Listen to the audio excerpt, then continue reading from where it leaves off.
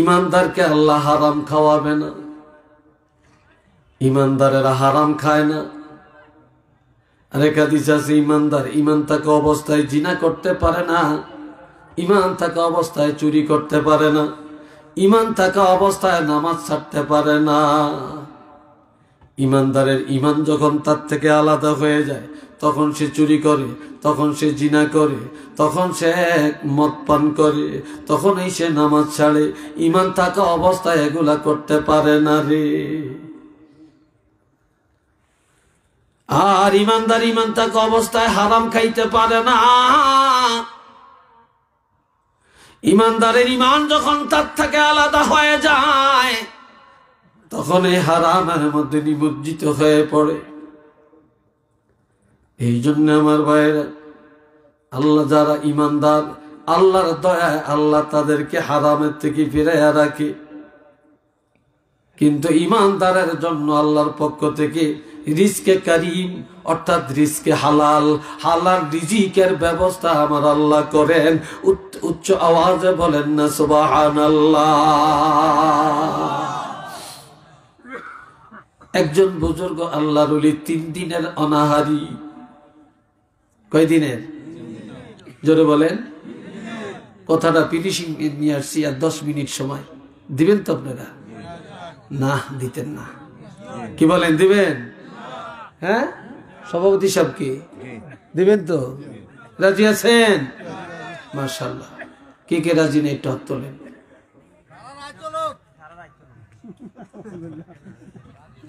হ্যাঁ, মাশাআল্লাহ মাশাআল্লাহ, আলহামদুলিল্লাহ কোন, আরেকটু জোরে কোন মাশাআল্লাহ বলেন। হ্যাঁ, আমি বুড়া মানুষ, আমি মানুষের ছাড়তাম চাইল, আরে ছাড়তে চায় না। হ্যাঁ, কি মজা? ও আচ্ছা আচ্ছা আচ্ছা, এত মনে রাখছে কথা। তবে শেষ ভালো যার, সব ভালো তার, ঠিক না? রাত্র যত গভীর হয় আল্লাহর রহমত তত বেশি হয়। আমাদের সোনাকান্দার আল্লাহর ওলি, সোনাকান্দার কথা শুনছেননি? হ্যাঁ, সরসিনার খলিফা। এই সোনাকান্দা মুরাদনগরে, কুমিল্লা মুরাদনগর, সোনাকান্দার আল্লাহর ওলি মাওলানা আব্দুর রহমান রহমতুল্লাহ আলাইহি বলতেন, মাহফিলে গভীর রাত তোমরা মুনাজাত দিবে, রাত 12টার পরে তওবা করবে। কেননা রাত্র 12টার পরে যখন আল্লাহর কাছে দোয়া করে, ওই দোয়া আল্লাহ ফিরাইয়া দেয় না। আলহামদুলিল্লাহ কোন, আল্লাহ ফিরাইয়া দেয় না। তো বলছিলাম, একজন বুজুর্গ 3 দিনের অনাহারি। কয়দিন ভাই? এই 3 দিনে হারাম খাইতে পারতো, খায় না। 3 দিন পরে মনে মানে না, বুঝে আসে না, আর খানার তাড়না, খিদার তাড়না সহ্য করা যায় না।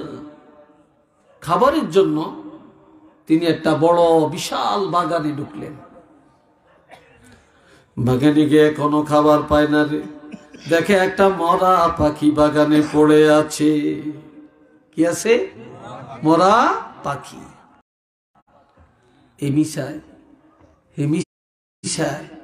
কেউ দেখে কিনা? যখন দেখে কেউ নাই, তখন এই মরা পাখিটাকে এইভাবে আস্তে হাতে লইছে। হাতে লয়ে এবার পাখিটা হাতে করে হাঁটতেছে। এই যে একজন হালাল ব্যবসায়ী, তার হালাল ব্যবসার টাকা সদকা দিবে, গরিব খুঁজে পায় না।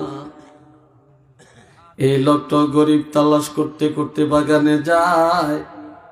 বাগানে যায়া দেখতেছে এই লোকটা মরা পাখিটা হাতে করে যায়, মরা পাখিটা হাতে করে যায়। এই সময় ডাক দিছে, দাঁড়াও।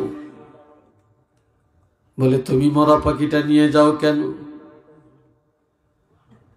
বলে, ভাই কি জন্য নিয়ে যাই এটা এখন বলবো না, আমি 3 দিনের অনাহারি, কিছু পাই না, চাইছিলাম কিছু খায়া জীবন বাঁচাবো। কয় এই নাও, আমি তোমাকে কিছু হালাল টাকা, আমার ব্যবসার হালাল টাকা তোমাকে সদকা দিলাম। সুবহানাল্লাহ বলতেন না?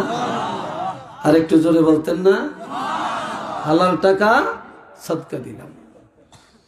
আপনার জন্য কি বলবেন আমাকে?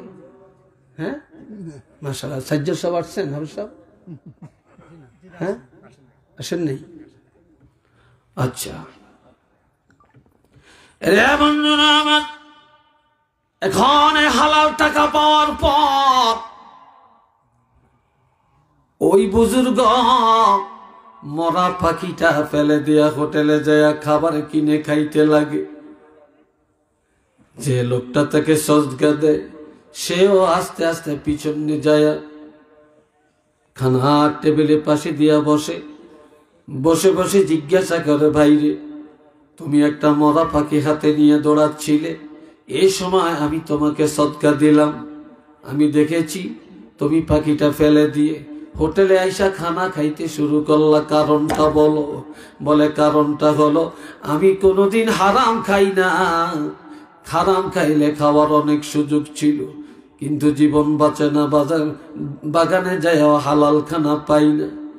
মরা পাখিটা পায়া ভাবলাম কিছু অংশ খায়া জীবন বাঁচাবো, আর এমন সময় তুমি আমাকে হালাল টাকা সদকা দিলা। এখন আমি চিন্তা করলাম আমি তো হালাল টাকার মালিক, এখন আর হারাম খাবো না, এই জন্য হাতের থেকে হারামটা ফেলে দিয়া বাজারে আসিয়া হালাল খানা খাইতে শুরু করলাম। তখন ওই সদকা দেওয়াই না এই লোকটা, তিনি একজন মুফাসসিরে কোরআন, আল্লাহু আকবার কন্যা, তিনি বলতেছেন এটি আল্লাহর কুদরতের বিধান।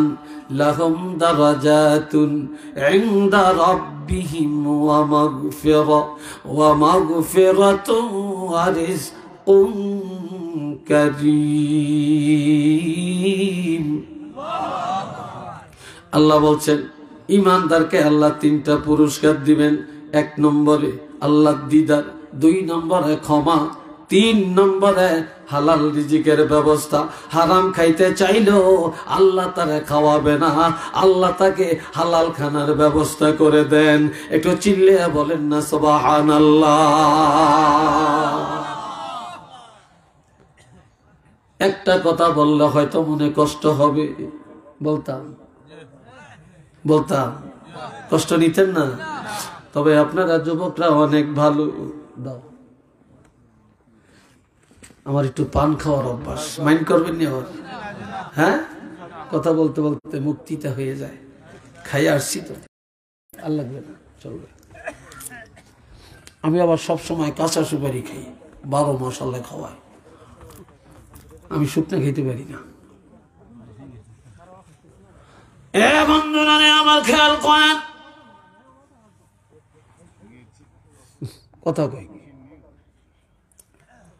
আল্লাহ বন্ধুরা রে, 2টা কারণে এখন ছেলেরা কথা শোনে না, 2টা কারণে এখন ভালো আলেম হয় না, 2টা কারণে এখন নামাজি তৈয়ার হয় না। এখনকার যুবকের চুলগুলো দেখলে মাটির নিচে যাইতে মনে চায়। কি কথা ঠিক কিনা বলেন? এরে যুবকরা, তোমরা জানো না তোমাদেরকে মানুষে কত খারাপ জানে। তুমি নিজে অনেক ভালো মনে করছো, সমাজের আলেমরা, সমাজের জ্ঞানীরা, পরহেজগার মুসলমানেরা কত খারাপ তোমাদেরকে জানে, তোমরা এটা টের পাও না।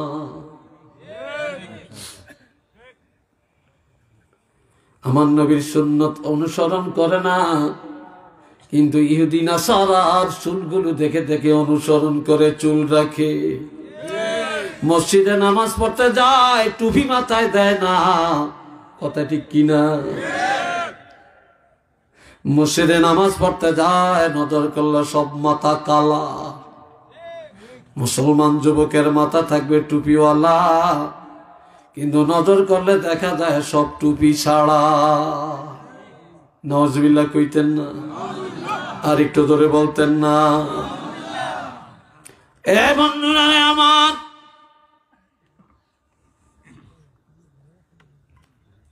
এখন আসেন এই যে দুইটা কারণ, কি কারণ? এক নম্বরে অনেক জায়গায় গেলে কয় হুজুর একটু পিতামাতার খেদমতের কথা কন। কারণ কি? কয় পোলাপাইনে মা বাপের খেদমত করে না, বিদেশ যেয়ে খবর নেয় না, সংসারের খবর রাখে না, বাবা মার সেবা করে না। এই জন্য আমি আল্লাহ খেতে ভাঙ্গে। দুই কারণে এখনকার ছেলেরা কথা মানে না। এক নম্বরের কারণ বাবাই খায় হারাম। চিল্লি এখন বাবাই কি খায়? আরেকটু জোরে কন। সুদ হালাল না হারাম? ঘুষ হারাম না হালাল না হারাম? জুলুম কইরা খায় হালাল না হারাম? পরের ঠকাইয়া খায় হালাল না হারাম? তাই যারা হারাম খায়, এই হারামের রক্ত, হারামের মাংস, হারামের বীর্য, আর হারামের বীর্যের সন্তান, আর দুনিয়ার মায়েরা হলো সব দায়ুস। মা হলো দায়ুস, মা চলে বেপরদায়, আর বাবা হলো হারামখোর। এই হারাম রক্তের সন্তান আর দায়ুসের গর্ভের সন্তান কোনদিন কোরআনের খেদমতে লাগে না, ও আস্তাদেরকে ধরে না, মসজিদে যাইতে চায় না, মা বাপের খেদমতে আসে না। একটু চিল্লিয়ে বলেন না নাউযুবিল্লাহ।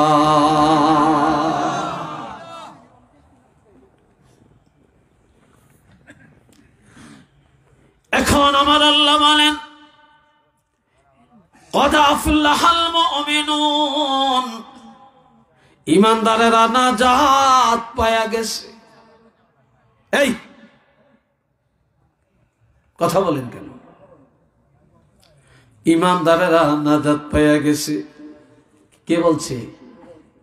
আল্লাহ। জোরে কর কে? আল্লাহ। আরো জোরে বলেন কে? আল্লাহ।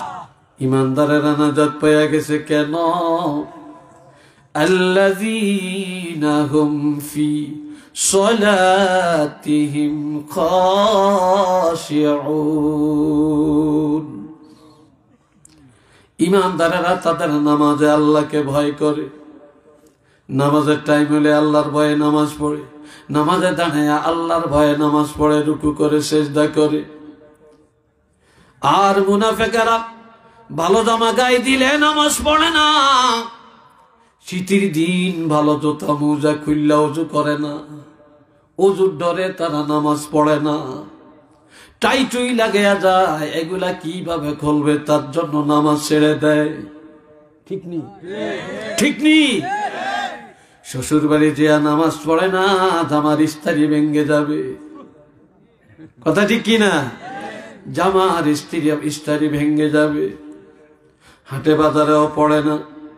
কিন্তু ইমানদারেরা যখন এই নামাজের সময় হয়, আল্লাহর ভয় অন্তরে এসে যায়, ইমানদারেরা আল্লাহকে ভয় করে নামাজে দাঁড়ায়। আর যতক্ষণ নামাজ আদায় করে ততক্ষণ ধৈর্যের সাথে নামাজ আদায় করে। এই কারণে আমার আল্লাহ বলেন ইমানদারেরা জাহান্নাম থেকে নাজাত পাইয়া গেছে।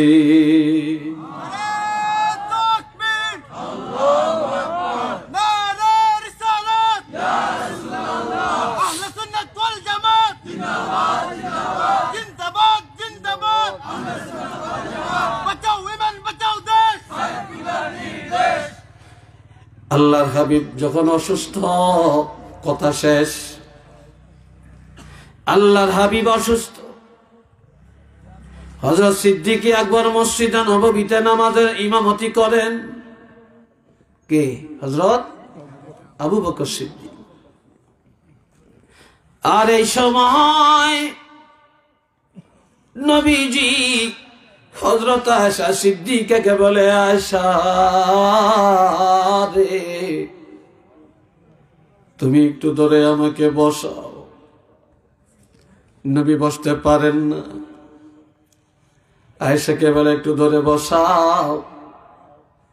যখন হযরত আয়েশা সিদ্দিকা নবীকে জোড়াইয়া ধরে বসায়, নবীজি মসজিদের দিকে তাকিয়ে দেখে হযরত আবু বকর ইমাম, সাহাবীরা সিদ্দিক আকবরের পিছনে দলে দলে জমাতে নামাজ পড়ে। নবীজি দৃশ্যটা দেখে চোখের পানি ছেড়ে কান্দে। ওরে যুবকেরা, নবীজি চোখের পানি ছেড়ে ছেড়ে কান্দে। হযরত আয়েশাকে বলে, আয়েশা আমাকে আবার শোয়াইয়া দাও। হযরত আয়েশা সিদ্দিকা নবীর শোয়া বলে, নবী গো, কেন কাঁদেন? আপনার তো খুশি হওয়ার কথা, আপনি কাঁদেন কেন? এ আয়েশা, আমি কাঁদি এই জন্য যেই নামাজ কায়েমের জন্য আমি কষ্ট করেছি, এই জামাত কায়েমের জন্য কষ্ট করেছি, এই দিন প্রতিষ্ঠার জন্য আমি কত শ্রম দিয়েছি। আজ আমি আশ্বস্ত হলাম, আজকে আমি শেষ বয়সে অসুস্থ হয়েও মসজিদে যেতে পারলাম না, তারপরেও মনের বুঝে নিতে পারছি আমি রাসূল নাও যদি থাকি জামাত বন্ধ হবে না, নামাজ বন্ধ হবে না। এভাবে এই জগতে নামাজ কায়েম থাকবে। আর এই নামাজকে কায়েম করার জন্য আমার জীবনে কষ্ট করেছি, এই সেই কষ্টের কথা মনে পড়ার কারণে চোখে পানি আসে। এত সুন্দর সুন্দর মসজিদ এখন জগতে, এত চমৎকার মাইক, এত চমৎকার আজান, কিন্তু দেখা যায় মুসল্লি নাই। ইমাম মুয়াজ্জিন একই আজান দিয়া নামাজ পড়ে বাড়ি যায়।